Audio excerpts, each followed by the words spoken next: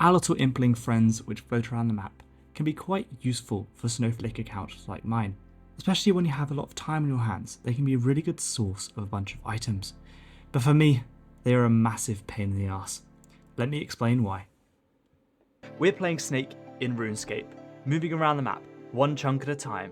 We have an hour to complete as many challenges as we can, before the Snake is going to randomly move forward, left or right.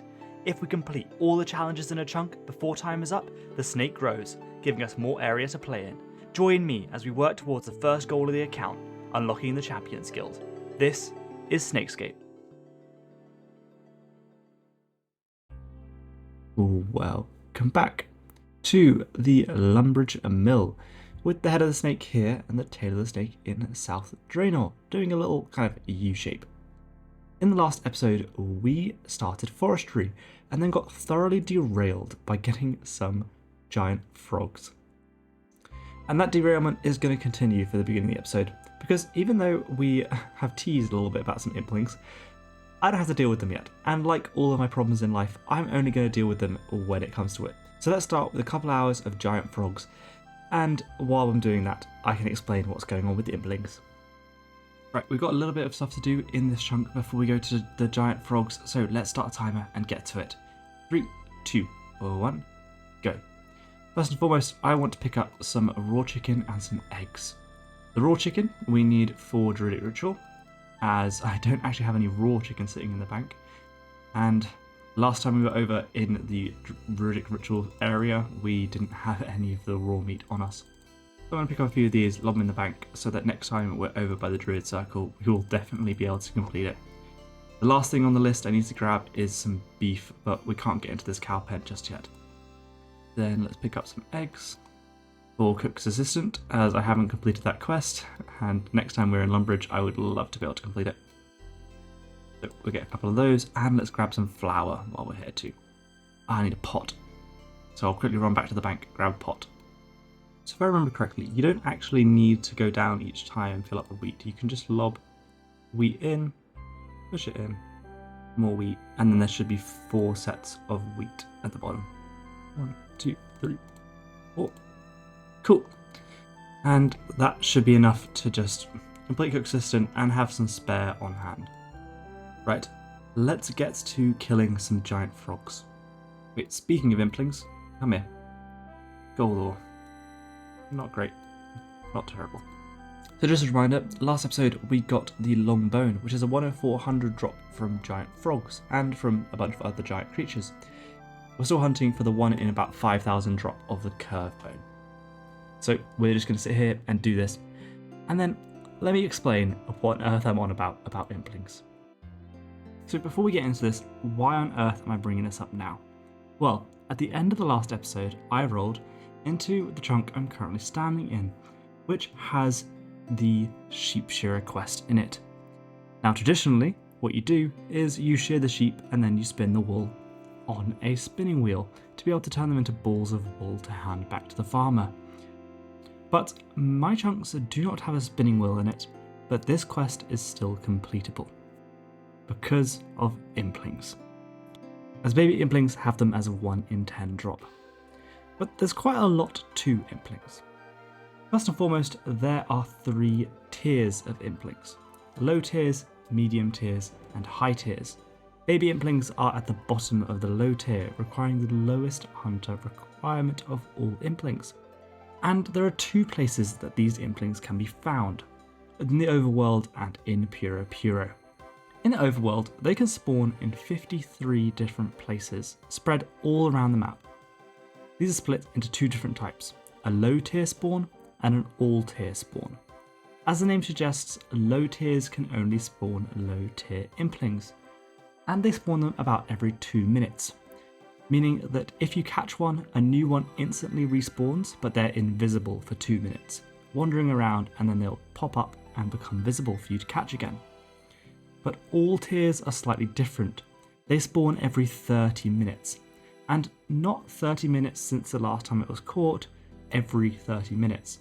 So if an impling is spawned, it becomes invisible for a few minutes, wanders around, pops up, and if it's not caught in the next 30 minutes, it despawns and a new one spawns. And to kind of sum it up, what that means is that all tiers are kind of impossible to grind items from. You can't sit here unless you have a very long amount of time and a lot of world hopping patience. You can't really sit and just grind out a 1 in 10 drop that you need from an all tier spawn. From a low tier spawn, that's a bit more feasible, with it being every 2 minutes, but it's still quite a lot of work. And that's the reason I discounted it a few episodes ago. Because I only have an hour per chunk, I can't sit around and just wait for something to respawn every 30 minutes. So I'm not considering it a viable method. Now, Puro-Puro is quite different. Low tier implings are guaranteed spawns. They spawn either every 7 ticks or every 50 ticks, depending on their type. And they are fixed locations, which means that you can go to a corner and there's a baby imp spawn, and it will always spawn in that spot every 7 ticks after you catch one. High tier implings work slightly differently there, where they are not guaranteed, meaning every 2 minutes, a bit like on the overworld, they will spawn, but they won't guarantee what type of impling they spawn, meaning it's quite difficult to grind specific items for them, which is why there's whole metas based around trying to get dragon implings to spawn and hunting them for their resources. They are technically grindable, but again, infuriatingly slow. So this is where it affects me. I'm going to be shifting the rules slightly. At the moment, inside of chunks with Puro-Puro, I count the entirety of Puro-Puro as needing to be completed for it to be completable, which means all the items that all the implings drop. But I'm going to be changing this to not include the non-guaranteed imps, mainly because there is just not enough time for me to grind them with a time-locked account. So what this is going to change is I'm going to be no longer considering any item that drops from a high or medium tier impling as a item to be used. So for instance, the high tier implings drop magic logs. I am not going to be considering magic logs as obtainable for me from Puro-Puro. But low tiers are going to be fine because they're guaranteed to spawn in the same place and they are easily grindable. There is one caveat to this. Even though I won't be including the items of high tier implings, I'm still going to be required to catch them to complete the chunk. This is true for the chunks on the overworld as well as in Puro-Puro. So Puro-Puro and all tier spawns on the overworld both have an 89 hunter requirement. Hopefully that explains why implings are a pain in the ass, and why I'm no longer going to be including their resources. 62 ranged. Frog token, very fitting for my current task. Oh my god, another longbone. This is ridiculous. So this is longbone number 4 from Giant Frogs. Oh my god. I've killed 613 giant frogs, and I've gotten 4 longbones. Does that mean, I think now I'm almost back to being on rate for the number of longbones that I should have. Like, we went 4.6 times dry for the first one. So we're currently sitting at about 7 times the rate. No, we're currently sitting at about 6 times the rate. So we should have 6 longbones, and now I have 4. So we're getting back up there. Wait, hold up. Oh, 1 minute. 1 minute. Oh no. I have a clue scroll, and it's for Draenor Village. Oh no. Am I going to make it back in time? I need to go to the bank, grab a spade, and then dig there. Come on, 40 seconds. This is what all these agility levels were for. Give a casket, give a casket, give a casket, give a casket, give a casket. Oh, I found a new clue. Ah, well.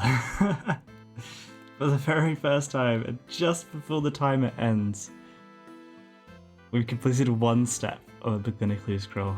Next step is, yeah, it's all the way up here. So, I'm going to have to drop it now, but of course I had to drop just with 1 minute remaining. It's a shame, but a little bit of excitement to end the hour. Now, let's jump in the chunk picker, and we're going to lose access to a bank in the next hour, so I'm going to go get my inventory set up, and let's see where we're going. And here we are back in the Tramp Picker. But first and foremost, before we do anything, as I explained earlier, we're changing our chunk rules.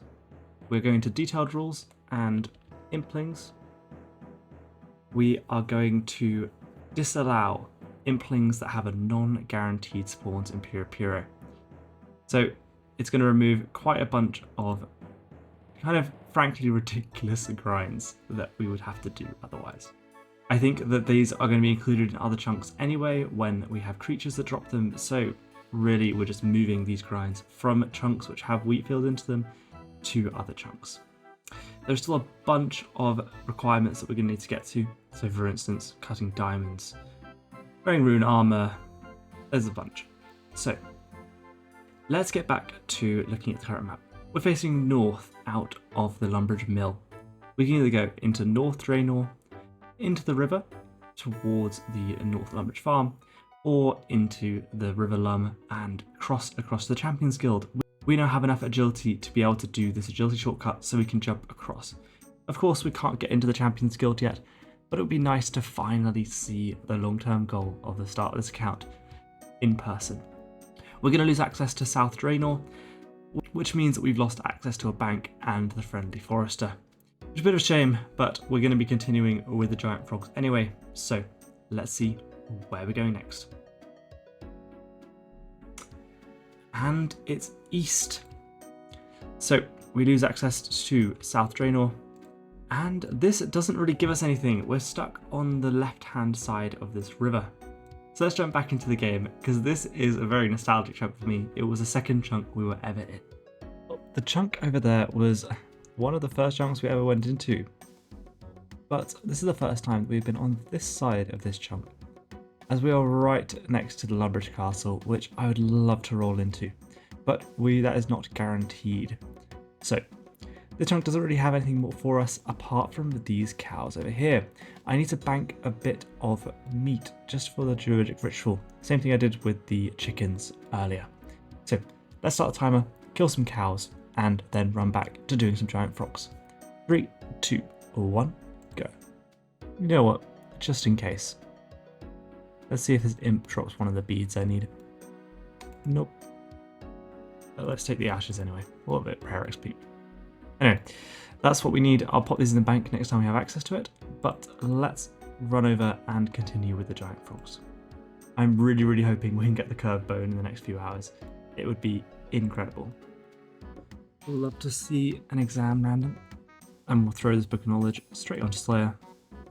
If my maths is correct, we should now be well over halfway to the drop rate of the curved bone, having killed just over 2,500 giant creatures. I would like to get spooned on this. I think it would be really nice, but part of me is just worried I'm going to be here for a very long time. And Longbone, number 5 at kill number 844. My god. It was funny the second time. The third time was ironic. 4 and now 5.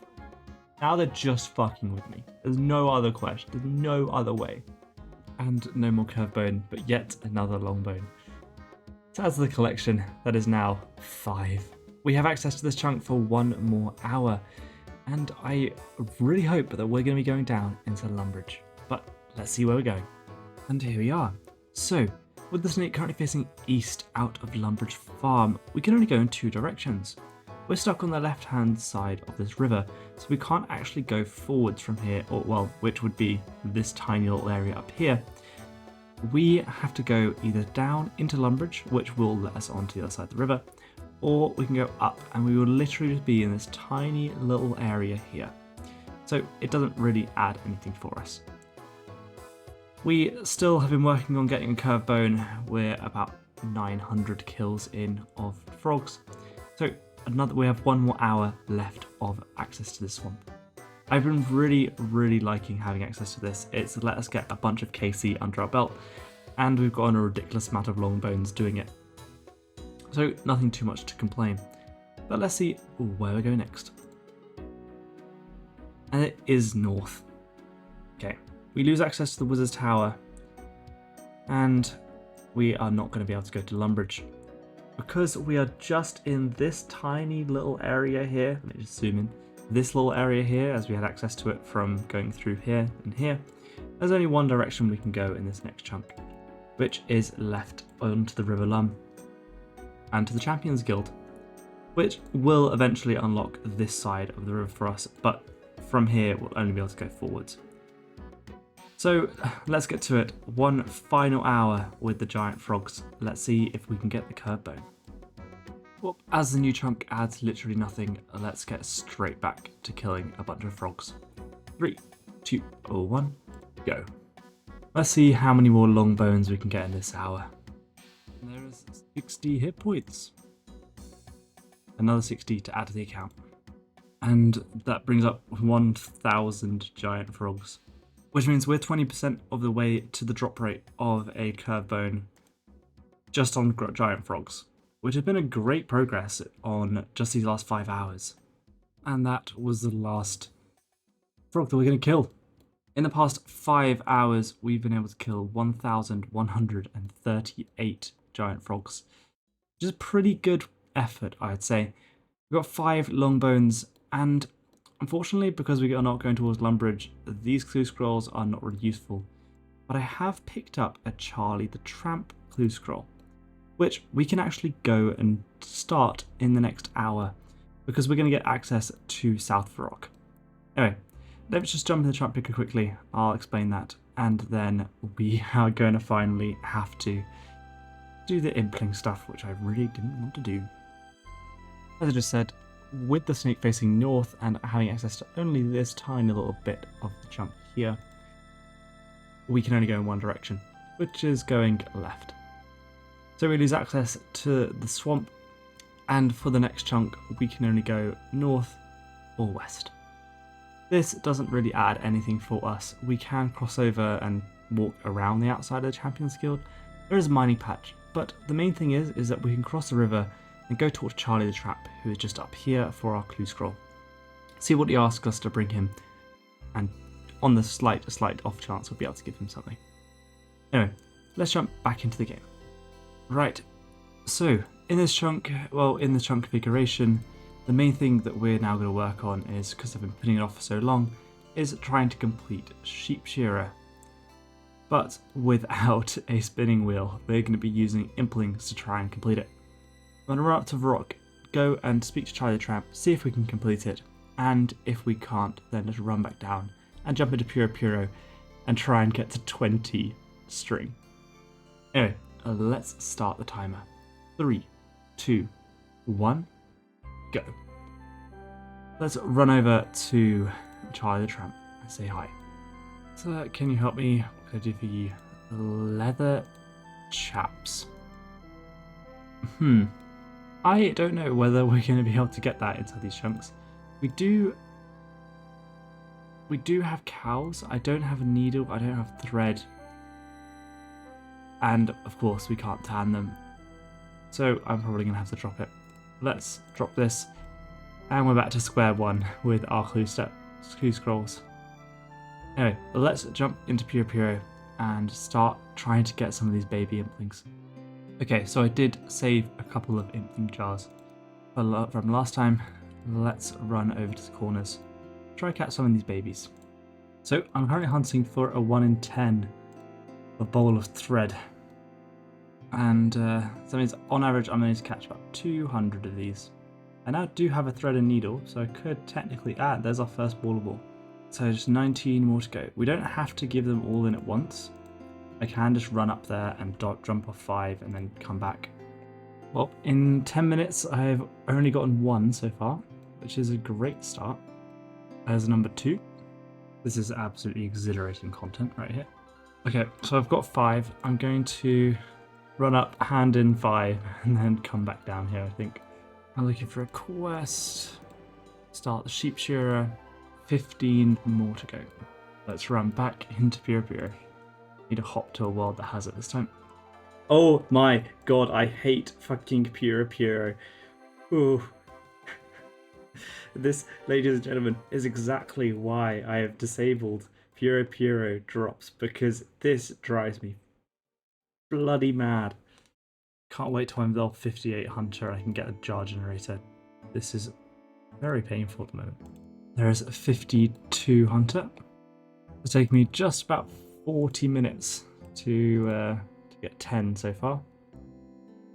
This has to be the slowest way anyone who's ever completed Sheep Shearer.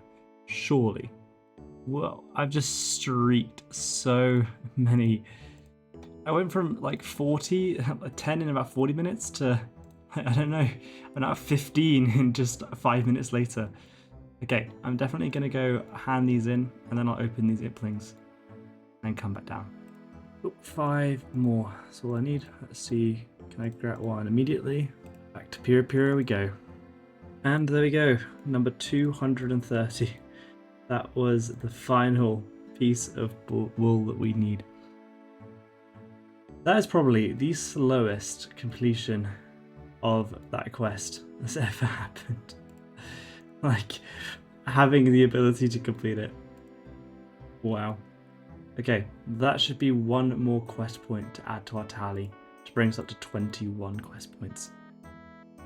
Let's go hand this in. That took us just shy of 50 minutes to do. Done shearing the sheep. We have some, give them here. There's one more quest point, 150 crafting XP and 60 coins. That is really not worth it. We get a level! We are now 7 crafting. So I need to go hand my magical butterfly net back in. I completely forgot to do that. Then I'm just going to do a bit of fletching, I think, and wait for the timer to go up. I genuinely thought that might take me 2 hours originally. So in the next chunk, it depends on where we go, but we might not have that much to do. So I'm glad I brought with me all of these arrows and feathers. With that, that is the end of the hour. Let's jump in the truck picker and see where we're going to head to next. Right, from with that hour, we can tick off the fact that we have completed Sheep Shearer. Adds another one to the list, and that gives us 21 quest points out of 32 that we need. We're still quite a way off getting into the Champions Guild, but it's nice to make a little bit more progress. We can also technically continue the Shield of Rarav, and there is also a diary task which I didn't notice before, where we have to jump over this agility shortcut here. So with that done, let's see where we're going to head to next. Going from here, we can either go up into the rock, which starts to take us dangerously close to the wilderness, which I would not like. Or we can go towards Draenor, where we're stuck on the outside of Draenor Manor. You can only access Draenor Manor from this chunk down here. So if we go into there, we're going to want to roll south. But anyway, let's see where we're going. And it is north. This is starting to get a little bit stressful. We gain access to a bank now, which is brilliant. Let's see what we can do when we're in this new chunk. It feels great to have a bank back, and we're kind of in a nice area. There's a bunch of stuff to do around in the rock. But we're going to have to find out what we're going to do in the next episode. This has been quite a short one. We killed a bunch more frogs and did not get the curved bone, but we managed to complete Sheep Shearer, which is another quest to add to our tally. In the next episode, I imagine we may be ending up in the wilderness because we are oh so close to it. But of course, we won't know that until next time. So, I'll see you then. Goodbye.